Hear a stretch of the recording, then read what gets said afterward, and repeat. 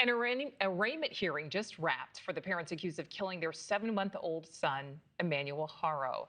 Jake and Rebecca Haro inside a Riverside, California courtroom, sitting on opposite sides just moments ago.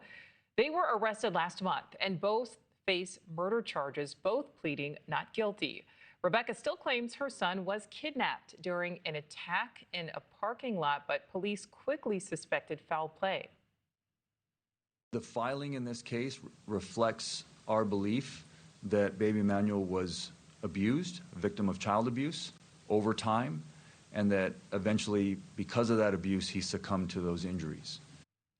So Jake Haro, Emmanuel's father, denies Emmanuel was a victim of long-term abuse, but he has a history of violence. He was convicted of child abuse back in 2023 that left his daughter permanently disabled. Senior national correspondent Laura Ingle is closely monitoring this case. Joins us live. Laura, did we learn anything new during today's hearing? Hey, Nicole. Yeah, all eyes inside this courtroom looking to see if we can get any information, a glean of any kind of emotion. But inside court today, Jake and Rebecca Haro sat on opposite sides of the room. Our producer, who was inside the courtroom, says they were both expressionless, each wearing jail jumpsuits, so couldn't get any emotion off of them at all. The judge sternly telling members of the media not to use cell phones and warn the public against outbursts inside of the court.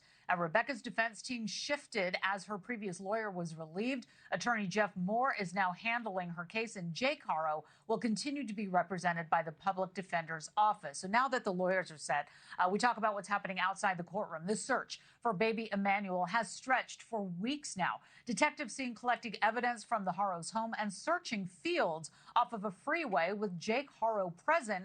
Investigators seem to think that he knows more than he's saying, even though the baby's body has not been found. And from jail, Jake Haro called a local outlet to declare his wife's innocent, saying, quote, "Rebecca is innocent. She is a beautiful woman.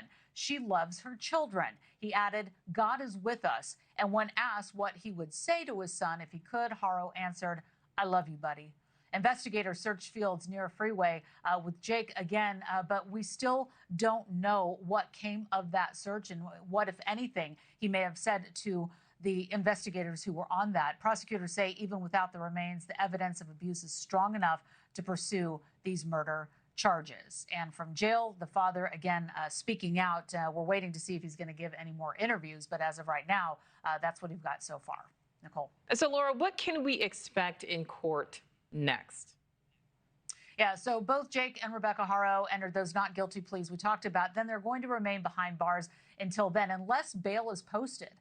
The next steps are now set. It's going to be a felony settlement conference scheduled for September 16th, and then that will be followed by a preliminary hearing on September 17th. So we continue to closely monitor this. All right, Laura Ingle, thank you. Thank you for watching. Subscribe below and download our NewsNation app right now on your phone, and you will get fact-based, unbiased news for all Americans.